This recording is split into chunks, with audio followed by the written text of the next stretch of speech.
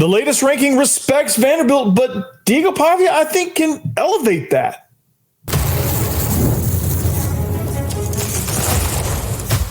You are Locked On Vandy, your daily podcast on the Vanderbilt Commodores, part of the Locked On Podcast Network, your team every day. Yo, what's up, everybody? Welcome into the Locked On Vandy podcast on the Locked On Podcast Network. I'm your host, Corey Burton. Thanks for making Locked On Vandy your first listen each and every day. Shout out to you everydayers. We're free and available wherever you get your podcast and on YouTube as a part of the Locked On Podcast Network, your team every single day. So today's episode is all about rankings and SEC Media Days and storylines surrounding what's going to happen from then until the start of the season. We're going to talk about college football today. Spencer McLaughlin put out conference rankings.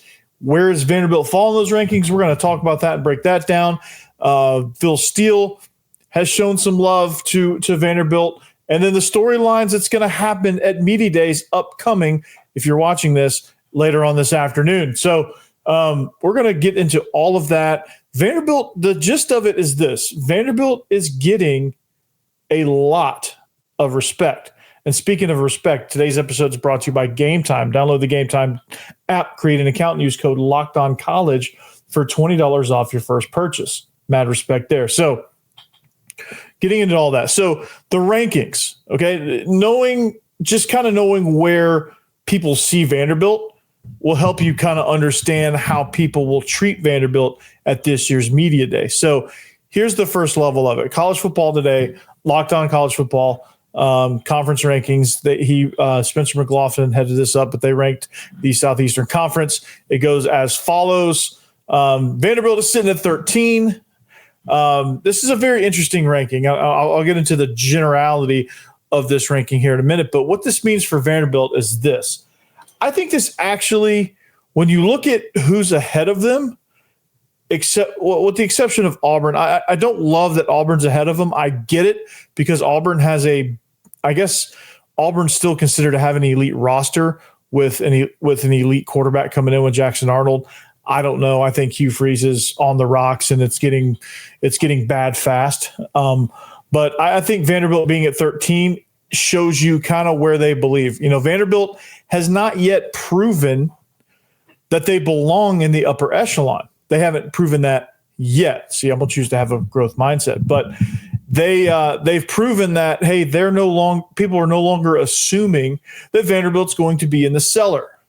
And I love that, right? I love that the fact that Vanderbilt is getting some love. They 7-6 season after a massive turnaround coming off on the heels of a 2-10 season the year before. You have to replace so much from the portal. You have to overhaul your entire operation, and you win 7 games, and you legitimately, I think it was a grand total of like 17 points, but like you were 17 points away from winning 10. Like you were in a lot of football games, and then, obviously that could have gone the other way around as well, but you were in a lot of close ball games, which is more than you could expect from that group a year ago. So I'm very excited about this ranking. Last year it was Vanderbilt's going to be last. They're going to, it's going to be fire Clark Lea. They're going to be looking for a new coach. And, that was the narrative coming into last season. And rightfully so. They were coming off a miserable season prior to that. They had to replace a lot of people with a lot of unknowns, and nobody knew exactly what Vanderbilt was going to do. So makes sense. Now, this year, a lot of respect there. Kentucky, not so great. Mississippi State getting a little bit of love. Arkansas, I'm surprised they're that low, but they didn't make, they returned a lot of people, and they just, I don't know, they're in a weird position, Arkansas is. But then Vanderbilt sitting at 13, which a lot of love given to Eli Stowers and this all SEC, and the all SEC members. Diego Pavia, surprisingly not on the all SEC team, but you return your quarterback and your leader, and that means something, right? There's very few teams on this list that are returning their starting quarterback. A&M is returning their starting quarterback. Florida, sort of. South Carolina. and LSU and Missouri and Mississippi State. I think are the only 5 teams that are returning a starting quarterback. And that means a lot. And for Vanderbilt to go from 16 to 13, that means a ton.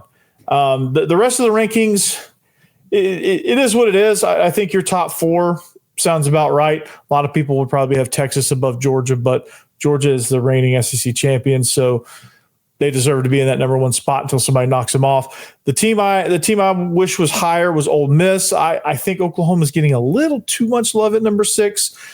Same with South Carolina. I think you bump Ole Miss above those teams. I think you bump A&M over Florida. I think you bump Missouri up a little bit. I think Florida's kind of in that 10-11 range right now because their schedule's so dang hard, and we're not sure about the health of DJ Lagway. Those are some minor changes I would make there if I were making the rankings. But overall, these are pretty good. And Spencer did a great job. Thank you to him and the team over at Locked On College Football. So we appreciate those rankings, and that gives us something to talk about. So the main question is this. Okay, you're ranked 13th. Now, how do you prove that? How do you prove that you deserve that? Because it's great to be ranked 13th now on July 14th. It's great. Gives you something to talk about, gives you something to be excited about. But the question is this, like, what do you do to prove it? How is Vanderbilt going to prove that they either deserve it or deserve to be higher? Well, you go out on the field and you win football games, obviously. But how do we, how can we definitively say on July 14th that Vanderbilt that Vanderbilt deserves that bump and that you can safely predict that they will? Well, here's the thing. You got Diego Pavia. That's an obvious one, the Pavia factor, and the Pavia Stowers connection, who Stowers has been projected as a first rounder in a lot of mock drafts. And so you have that talent. You have some, you have Junior Sherrill, who's on an all conference list, albeit for special teams, but he plays wide receiver too, and he can do some big things. You have an offense that's returning a lot of, or that's gaining a lot of production. It's gaining a lot of veteran leadership. Cedric Alexander's coming back as one of your main pieces of production from last season. You're getting a rebuilt offensive line, albeit an offensive line that is improved talent-wise. You got a surefire NFL guy at center, and you have a couple of guys that are kind of on the fringe of that. But you have the pieces now. You have transfer portal guys that are talented. We just don't know what they're going to do because they haven't gotten that shot.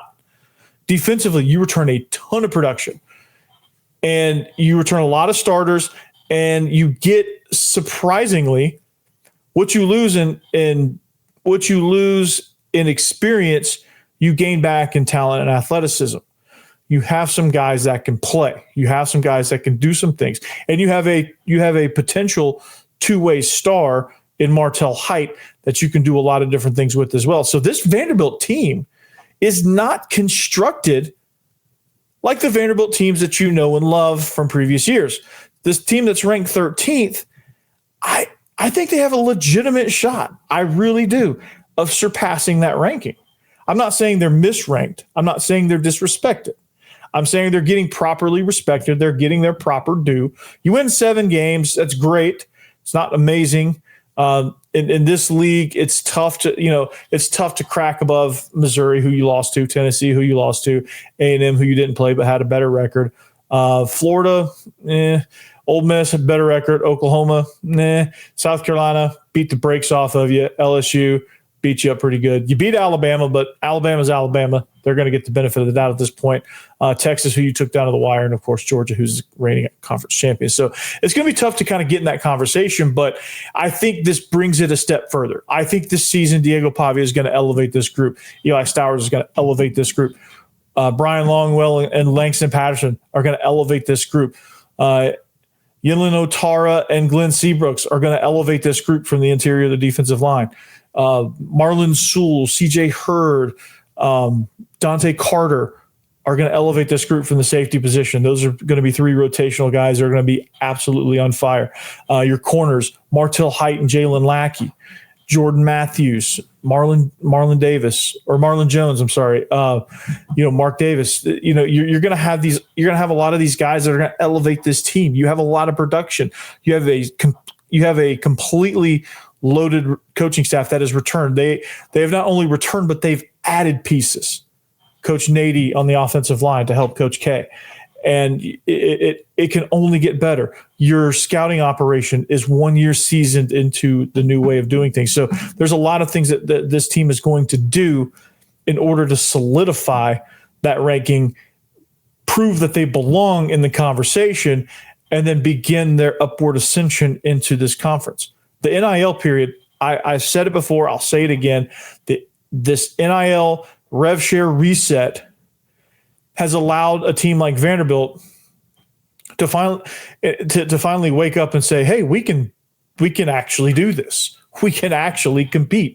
And you have an AD that seems like she's all in. You have a head coach that's definitely all in.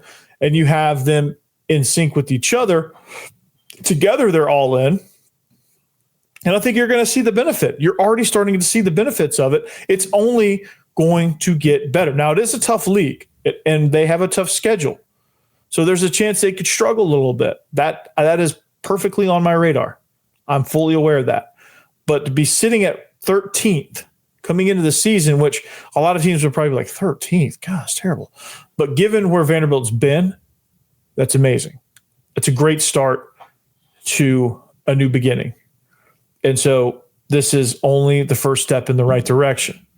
They're starting to get the respect that they earned last year. Not that they deserve, but that they earned last year. They deserve probably a little bit more, but they earned a great deal of respect league-wide, and that respect is going to come with, hey, we're watching you. This is where Vanderbilt wants to be. You want to be on the radar, and they are. Speaking of on the radar, Phil Steele ranked Vanderbilt at 38th, and he had some players on the all-conference team from Vanderbilt. Vanderbilt had good representation on the all-conference team. We'll talk about who that is next. Hey, but first we're going to talk about game time. That's right, game time. Here we go.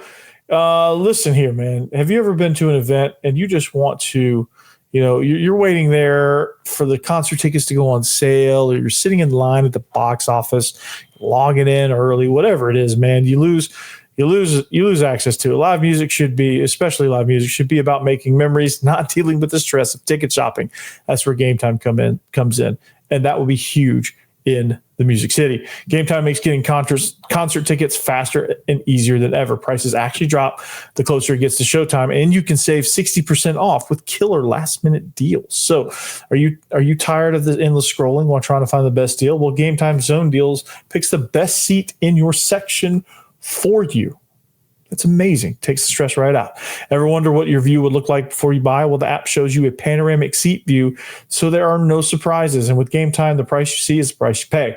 There's no hidden fees. So you worried about what happens if plans change? Well, the Game Time guarantee has your back with a cancellation protection and more. So take the guesswork out of buying concert and show tickets with Game Time. Download the Game Time app, create an account, and use code LOCKEDONCollege for $20 off your first purchase. Terms apply. Again, create an account and redeem code. I'm going to spell it out for you. LOCKEDONCOLLEGE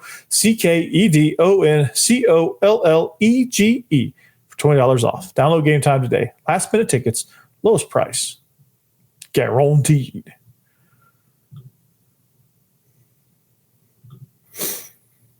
All right. Thanks for making Locked On Vandy your first listen each and every day.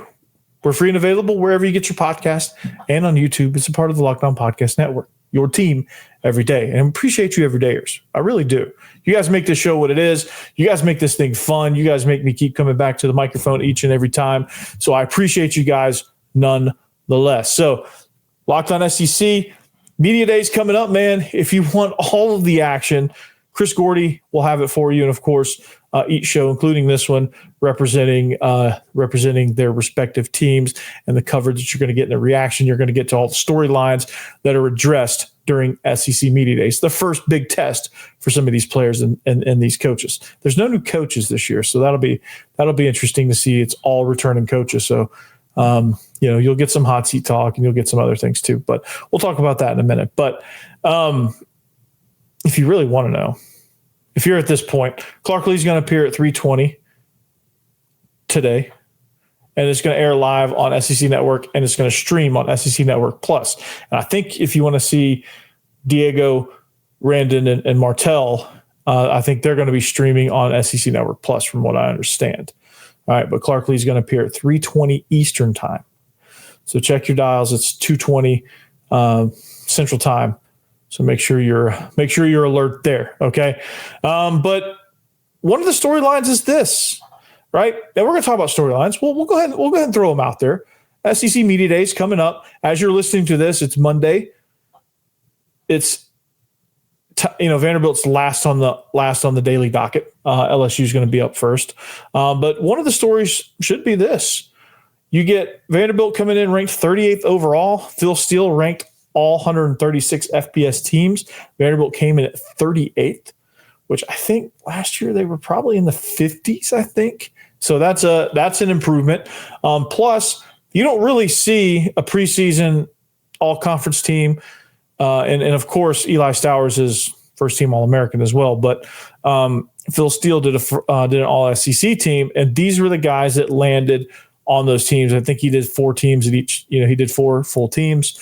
And so you had Eli Stowers coming in at first team in tight end, which he's a first team All-American. So he's the best tight end in the country. No surprise there. Brian Longwell, second team at linebacker. Martell Height, second team punt returner. Brandon Fontenette, fourth team at the star position. Brock Taylor, fourth team as a kicker. And Junior Sherrill, fourth team as a kick returner. So I'm very excited about that. Very stoked about that. And this is this is a good deal for Vanderbilt. This is something that I'm gonna leave this up there for a couple more minutes, but this is something that I think you should point ahead of. I think I'm not gonna go back and compare last year's list to this year's list. But if you're somebody who is wanting to get into the weeds on this topic, it's obvious that there's a little bit more love here, right? It's obvious that there's a little bit there's a little bit of recognition that Vanderbilt does have some talent, albeit they're not littered in the first teams. Only one guy in the first teams, but I mean, this conference is pretty good. Like the first team quarterback's Garrett Nussmeier. Second team's Arch Manning, third team Lenore Sellers, and fourth team quarterback John Mateer, which I don't agree with that. I think Diego Pavia has earned his spot. I think that's the one omission that I have a problem with, because you're going to tell me that a guy who won 7 games in this league a year ago is not on the list over somebody who's transferring in from the 2-pack. I don't see that. John Mateer is talented. I get that. I get it. He's talented, but he just hasn't produced. I would put Lenore Sellers at second team. And of course you could put Arch Manning there on the third team because of his name and where he's at. I don't have a ton of problem with that. But he hasn't produced either. But I think Diego Pavia being not being on this list is an absolute omission. I really do. He's produced, and I think he's earned it. Running back is a really talented bunch. Jade Knott and Quintravian Wisner are the first team guys. Lavian Moss and Ahmad Hardy is your second team. Nate Frazier, Caden Durham, Davon Booth, and Jamarian Miller as your third and fourth team, respectively. So that's a really talented group. Of course, your wide receivers are extremely talented. And Vanderbilt doesn't have a guy that stood out or participated or anything. So that's something that is not good. But at tight end, Eli Stowers, Jack injuries, Daquan Wright, and Miles Kitzelman. You have Jack injuries from Texas, Daquan Wright from Ole Miss, and Miles Kitzelman from Tennessee. And that's a talented group of tight ends. But, of course, Eli Stowers is going to be a first rounder. So there you go. Your centers, I don't know enough about centers, to be honest with you. I feel like Jordan White could be on this list, but he's a transfer. He hasn't really produced in this league. So I get it, right? Offensive line, you got a bunch of guys in there. And, Vanderbilt has a lot of transfer guys. So I get to those guys not being on there.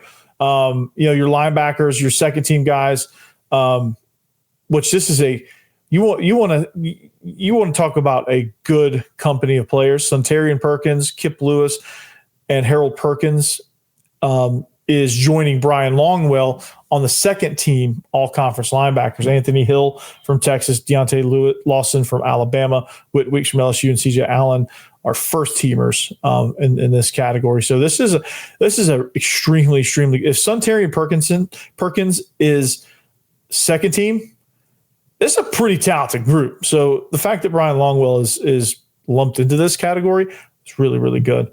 And then you have Brandon Fontenette is I guess Star is considered a safety. He's fourth team with Keon Saab from Alabama. Michael Taffy and KJ Bolden are the first team. This is a group that I think Fontenette honestly has a chance.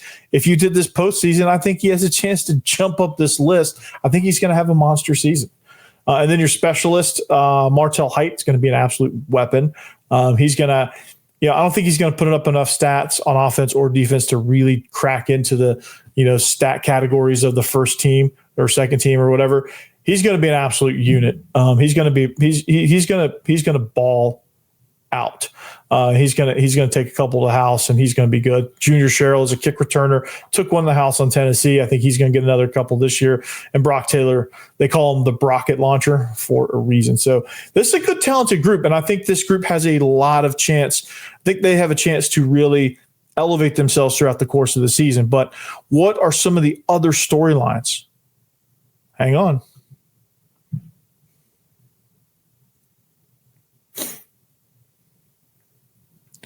All right, thanks for making Locked On Vandy your first listen each and every day. There was the list right there. I hope you guys are enjoying what you're seeing. I hope you're looking forward to SEC Media Days coming up later on this afternoon. I know for one, I am. Here's the information. If you didn't get it earlier, it's Clark Lea's going to appear at 3:20. He's going to be on SEC Network, and then SEC Network Plus to follow with all the players: Diego Pavia, Brandon Fontenette, Martell Height. So there's a lot of storylines with Vanderbilt. The first thing is this, and I love this but they're absolutely going to walk in with a bunch of swagger. They really are. They're going to come in, especially Diego Pavia. He's made it widely known that he thinks Vanderbilt can win the national championship. Clark Lea didn't tell him to back down either, so I think Clark Lea believes it too, and he believes that this team was missing two seasons ago, was missing that swagger, was missing that confidence. He knows they have it now. He knows they have something. So what are you going to see from this group that's going to lead you to believe that? Now, I think Clark Lea is going to be a little bit different. I think Clark Lea was very, very professional, very regal because he had to be. He had to represent Vanderbilt as a class act organization program, whatever you want to call it. They're organizations now because it's this thing is a pro football thing. But I think he's going to come in there with a little bit more confidence. He's going to speak to that. He's going to speak to his overhaul. He's going to get a lot of questions about, hey, what did you do? Like, what did you were left for dead professionally. You were left for dead professionally 2 seasons ago in November. You were gone.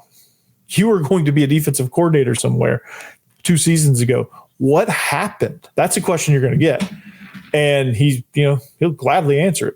And he's going to be a lot more. I think he's going to be a lot more outgoing. I think he's going to be a lot more personable than he usually is. I think he's very stoic, kind of reserved. I think you're going to see a slightly different Clark Lea because I think he's going to be exuding that confidence, which I'm here for. I'm excited to see that. I want to see what's changed. I want to see that confidence just kind of oozing out. And I think if recruits can see that, if other people can see that, then I think you're going to be in a good place with talent acquisition. It's all a game of talent acquisition, and this is going to be really good. But of course, the whole world. I think ESPN and SEC Network are going to see a massive spike in streams on SEC Network Plus, and they may even just live stream it or beam in live on the SEC Network feed to Diego Pavia because they're going to want to see what he sees next, right? he's going to get a lot of questions. He's going to get a lot of, they're going to give him chances for Baltimore material, and I'm sure Diego Pavia is not going to miss that. And he's going to, it's going to be, what's he going to say next? What's he going to do? What's he going to, how's he going to represent? How's he going to respond to his Bussin' with the Boys interview? Like what all is he going to bring, right? With Martell Height, there's going to be a lot of questions on what are we looking like? What's he going to do? How much offense is he going to play? What kind of a weapon is he truly going to be on special teams? How is he going to contribute at all of those things, right? He's going to get that question, and Clark Lea's going to get that question. Like, what do you like? You have this guy sitting on your roster. How do you plan on using him? And I don't know if Clark Lea will divulge all that information. He'll probably say what he needs to say to answer the question, but I don't think he's going to do much else, truthfully. But that's going to be a storyline. Martell Height, the two-way star, the next Travis Hunter, which I think that's a little bit lofty, but it's going to draw some comparisons because it's a similar type situation. What's going to happen with that position? Man, I'm excited about that. I'm excited to see how they answer it. I'm excited to see how they use him, because I think this is, Vanderbilt's never had a guy like this. That's just been, that they're just willing to green light and say, all right, go play offense, go catch some bombs, go whatever, right? And they have that with Martell Height, and they have the depth at cornerback also to be able to do that. So I'm very excited about that. I'm very excited to see how that plays out once the season starts. I also think, he's going to get some offensive line questions too. They rebuilt the offensive line. And I say this, and I say this, and I say this over and over again. This offensive line group has a ton of talent.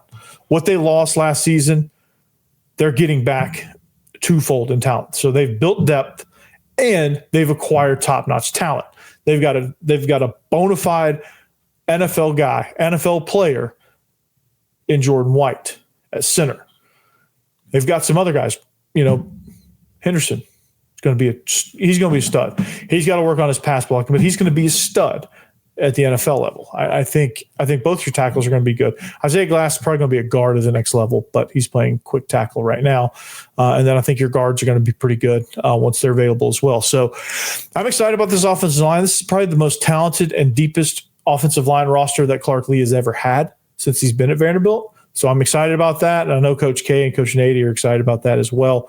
So you're going to get some questions about that, how they rebuilt the roster, how they were able to, coming off 2-10, how they were able to manage that. Now managing it coming off a 7-win season, which is a massive improvement. I think the best in the conference as far as improvement goes. But they're excited to talk about that. Of course, and I'm excited to hear about it. I'm curious to know what he thinks about this offensive line. I think I know what he's going to say, but I am interested to see kind of what they do. Right? Defense. Clark Lea gave up defensive play calling. That's going to be a huge story. What are the major differences? How's the Steve Gregory era going to look? Are we, he's going to get those cautionary questions like, hey, is this the right move? Someone's going to question that. Someone will. I don't know. I don't know who. Somebody will, and somebody probably should question him on that. I would love to hear his answer. I think I think if you trust him, it's good, right? I'm for it. I'm not saying that because I'm against it, but I think in order to test kind of where he is mentally, confidence-wise, you got to ask the question. I think a reporter wouldn't be doing his job if he wasn't asking the question. So you have to look at it like that. You're looking at it critically, but for all the right reasons. I think it's going to be good. I think there's a little bit different feel on this one as far as this move versus the last time Clark Lea gave up play calling duties, because I think he probably took his foot off the gas too much and had the wrong guy in place, and the guy got overwhelmed, and you had a terrible team, and he took it back over. I think he learned some things from that, and I don't think he's going to be totally hands off, but he's going to be, I think he trusts him enough to be hands off when he needs to be, and he'll still have his handprint on that. So it's the question is going to be like, whose defense is it anyway? Well, it's it's very much Clark Lea's defense. It's Steve Gregory helping steer the ship, push the buttons, and tweak it a little bit. He's going to turn the wrench a little bit to make it go. But essentially, it is Clark Lea's defense, right? And it is his thing, it is his construction, it is his whatever. But it's going to be Steve Gregory at the wheel. Clark Lea said, "Here, you can drive the ship now," right? And so I'm very, very curious to see how they handle those questions and how they, are they coy about it? Because you can tell how confident he is by how he answers those questions. So I'm curious to see that. I want to see that. I want to see Randon Fontenette answer those questions. I want to see Martell Height answer those questions. I want to see what they say about the differences. Somebody's going to ask if there's any concerns. They may not ask Randon that. They may, I don't know. But I will be curious to see how they handle that and how the media handles that, talking to Clark Lea and the defensive player. So I'm pumped for that. And of course, you're going to get several of the other questions, like, what is, they're going to ask the players, what's the biggest differences from last year to this year? How do you think you can, the standard, like, how do you think you can get over the humps in the games like the Missouri game, or, what happened, Georgia State, how do you avoid that? Like, so just some of those storyline questions, just kind of the basic, they're going to get a lot of basic questions too. So, but those are the main ones. Offensive line, how's the offense going to advance? Is this, what's the dynamic between Clark Lea and Steve Gregory and the relationship of the defense? All the stuff I talked about earlier. And you have a loaded roster now. The expectations are a little bit higher. So hope you guys enjoy Media Days. The next time I see you, we're going to be reacting to what you just saw. So we're going to be talking about it. We're going to be breaking down all the storylines probably all week long. We'll break everything down. So be with me. This will be a fun week ahead, and we're going to make sure we cover everything that was talked about and all the storylines that are coming out of Media Days, how the guys handled it, all that good stuff. So hopefully they air it on SEC Network Plus. One more time for you guys. You'll at least get to see Clark Lea. You may have to see the players retroactively after the fact. I don't know if you'll be able to see them live or not. I'm not positive on that. I'll be honest with you. I'm not positive on that, so don't quote me on that. You should be able to see them somehow, some way. They'll be somewhere on the internet at some point. So be on the lookout for that. Until then, we'll see you back. We'll see you when I see you. Happy Media Days. Behave yourselves. If you're going down, enjoy College Football Hall of Fame. Enjoy Atlanta. Anchor down, behave yourselves, and we'll see you later. Peace.